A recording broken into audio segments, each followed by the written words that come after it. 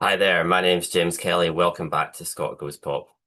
Anyone who witnessed open-mouthed the State of Israel's propaganda attempts to subvert both the presentation and the results of the Eurovision Song Contest in May will have realised in advance that it was highly unlikely they were going to allow the day of the UK's recognition of the State of Palestine to pass without some kind of major stunt. And right on cue, yesterday morning, an opinion poll appeared in right-wing newspapers purporting to show that almost 90% of the British population disagree with Keir Starmer's decision to recognise the State of Palestine, which is about as plausible as the idea that that very bland Israeli song in May swept the board in the popular vote across the continent of Europe.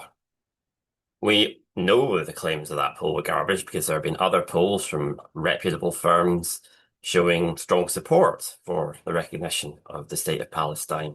And yet, right on cue, we had lots of prominent people on Twitter, including the American ambassador to Israel, other very sort of prominent pro-Israel supporters lining up to show their solidarity with the British people in their opposition to Keir Starmer's recognition of Palestine. A completely concocted version of reality, not reality itself. So what on earth was going on with this poll? Well, it was conducted by JL Partners, which is apparently a company that was founded by people who used to be insiders in Downing Street, so that will tell you where they're coming from. And one thing you have to look out for in opinion polls that seem to serve a propaganda purpose is whether the question that is reported was asked in isolation or whether there were other questions before it that would have influenced the way people answer that question when they get to it. That's the famous sketch in Yes, Minister when Sir Humphrey demonstrates to Bernard that if you ask a lot of questions about national service before asking the question, do you support national service, then you get different results on that question. And if you don't actually reveal to people that those questions were asked, then they'll be none the wiser as to how that result was produced. And that's partly what seems to have happened in this case, because the question that was reported yesterday morning, let's see, how many questions about Israel and Hamas were asked before that question? So looking at the data tables, it appears to have been the fifth question that was asked about the subject of Israel and Hamas. And those preceding questions that were not mentioned all present the conflict, or the supposed conflict, what is actually a one-way genocide, as a conflict between Israel and Hamas. And for example, the fourth question asked people which side of the conflict do they sympathize with more, and the only two choices given are Israel and Hamas. So then when you come on to asking about whether there should be conditions or what the conditions should be on the recognition of a Palestinian state, that sort of framing of Israel versus Hamas is what is at the forefront of people's minds. And so unless you clarify to people that actually Hamas are not in control of the state of Palestine, that it's controlled by Hamas's rivals, Fatah, then that gives, first of all, that gives a completely misleading impression, and people think that conditions upon Hamas somehow are relevant to the recognition of the state of Palestine, which is a completely false premise. But the problem goes way beyond this, because the question was totally misrepresented in the media. But what it appears to start off by saying is that Keir Starmer has announced that the UK government is planning to officially recognise Palestine as a state, but only if certain conditions are met. And then it goes on to ask which conditions people think would be reasonable, and doesn't actually mention which conditions Keir Starmer had laid down. And so, you're almost starting from the premise that conditions are reasonable and that you would expect conditions to be imposed, and which ones do you think should be imposed? And so by the time you get way, way down, I think must be like the 10th or 11th or the 12th option, where it almost just says as an afterthought there should be no conditions. it's hardly surprising that the vast majority of people just as an afterthought say no to that. But that is not actually even the relevant question. There's a further question that asks, in your view, should the UK officially recognize Palestine as a state if Hamas does not fully disarm? Now, again, it's not explaining the irrelevance of that question to people. It's not explaining that Hamas and the State of Palestine are not the same thing and are actually rivals of each other. But it nevertheless gets to the nub of what is really being asked about much more directly than the other question, the other sort of throwaway question about there being no conditions on Palestinian statehood at all. And that's what it's asking. It's asking if no conditions should be imposed upon Hamas for Palestine to be recognized. And the result is much closer than that ridiculous 90% or 87% that were supposedly opposed. It's actually 49%. There are a lot of don't knows, but only 49% oppose Palestinian statehood in that more direct question. So that reporting of the 90% figure was wildly misleading, absolutely crazily misleading. However, even in some of the reporting, you could see how ludicrous the whole poll exercise had been, because there was a part about should the UK government only recognise Palestine once there is an agreed ceasefire. It doesn't ask the more obvious question, well, should Israel have a veto on the UK's recognition of a Palestinian state, which would obviously have produced a negative answer. But that is effectively what is being asked about in this roundabout way, because if you say there has to be an agreed ceasefire before Britain can recognise Palestine, then you are giving a veto to Israel, because all they have to do to prevent statehood for Palestine is to never agree to a ceasefire, which is clearly the plan. And so if that's what you're asking about, and that clearly is what was being asked about, then why not state that more directly and see what people's answer is? And you would have got a negative answer. I think everybody knows that. But I mean, just listen to some of the leading language and some of the other options about what conditions should be imposed. One of the options is the Palestinian Authority stops paying salaries to convicted terrorists. How on earth are you going to get a meaningful, credible result about what people think on this subject if everything is just skewed towards the Israeli position and you're just pummeling people with option after option, which just paints the Palestinians as terrorists and so on.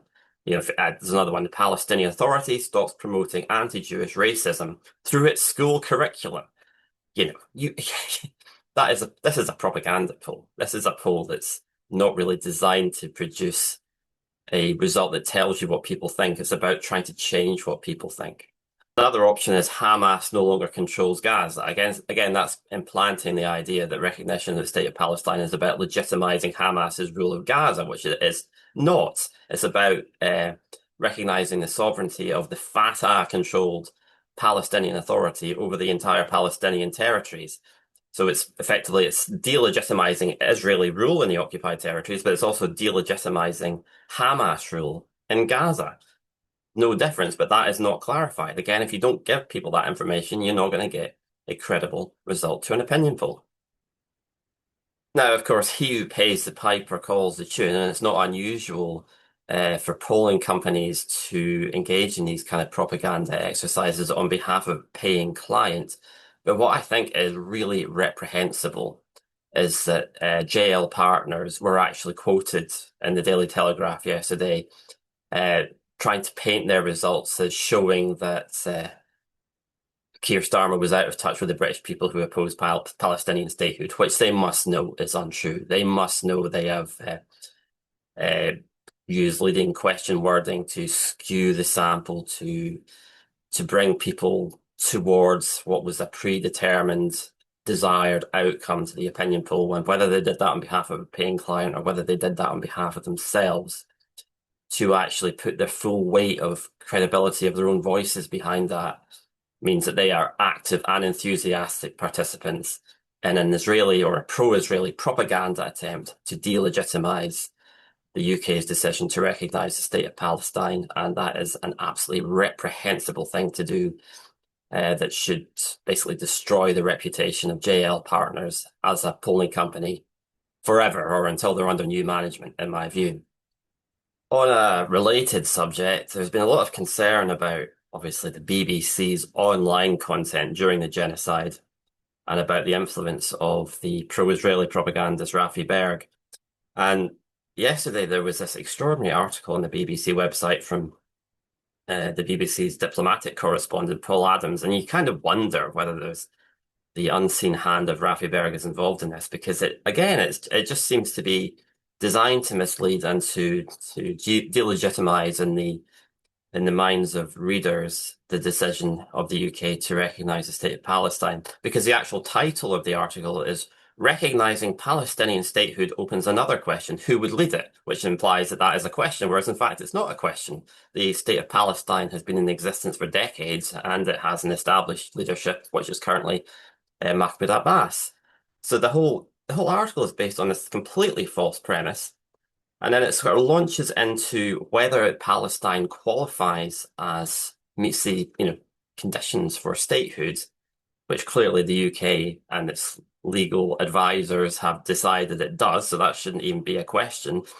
But apparently it is in Paul Adams' mind and perhaps in Rafi Berg's mind, because it starts banging on about the 1933 Montevideo Convention. And I've talked about this recently when another propaganda outfit in favor of Israel tried to argue that Britain couldn't recognize Palestine because of the Montevideo Convention. And I pointed out that Britain is not party to the Montevideo Convention, which is not actually a pan-global convention that only applies to countries in the Americas and not even all the countries of the Americas. So why have the BBC trying to resurrect this Montevideo Convention argument without saying where this is coming from, what has put this in their heads, and without clarifying to readers that it's completely irrelevant because Britain is not a signatory to the Montevideo Convention? And the wider point is that the State of Palestine actually meets the conditions in the Montevideo Convention anyway, and yet the Paul Adams article states that it does not. It states that it only meets 2 out of 4 conditions. It says that the Palestinian state doesn't yet meet the requirement of a defined territory. Well, everybody can define the territory of the State of Palestine. The State of Palestine has defined the territory for itself. It says that it's the pre-1967 territories of the Gaza Strip, the West Bank, and East Jerusalem. And implicitly, anyone who recognizes any country that recognizes the State of Palestine is recognizing those defined borders, that defined territory. Now, of course, Israel have invaded and have illegally occupied parts of that territory. Are you really saying, is the BBC really saying that if a country invades another country, if, for example, Russia invades Ukraine and then just unilaterally annexes certain areas or permanently occupies those areas, that Ukraine no longer has a defined territory? It's ludicrous. States carry on recognizing the sovereign territory of others, even when they are occupied.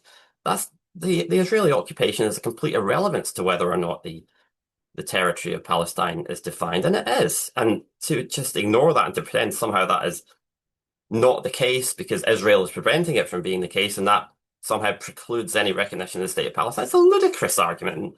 The BBC must know that's a ludicrous argument, but is this the influence of Rafi Berg? I suspect it probably is. And the other condition that supposedly isn't being met, according to the BBC, is a functioning government will. We know who the government of the State of Palestine is. It's the Fatah-led government, it's the Mahmoud Abbas-led government. And, okay, it's being prevented from exercising full sovereignty in territory of Palestine, but that's not unusual in recognized states. You can even have governments in exile during war that have no control whatsoever over the territory of the state, and yet they are still recognized as the legitimate governments of that country. And certainly those countries are recognized as existing. Nobody said that you could no longer recognize Belgium as a country or the Netherlands as a country or Luxembourg as a country or France as a country just because they were occupied by Germany between 1941 and 1945. It's a ludicrous argument. And, it's gaslighting everywhere you look. It's just wall-to-wall, 5-dimensional gaslighting. And, we can recognize that, a lot of people have woken up to it, but there are so many people that haven't and that actually probably do think this is all real and that the State of Palestine doesn't qualify and that UK is taking leave of its senses by recognizing Palestine. So was France, so was Canada, so was Australia. And the British people are appalled by this, and 90% of them hate the idea, whereas in reality, the majority of the British population are supportive of the recognition of Palestine. It's there's a parallel universe that we see reflected back to us, and then there's the real universe which looks nothing like it. And how good are people at telling the difference? It's a scary question. Anyway, that's it for now. If you like this content, please subscribe to my YouTube channel. Bye for now.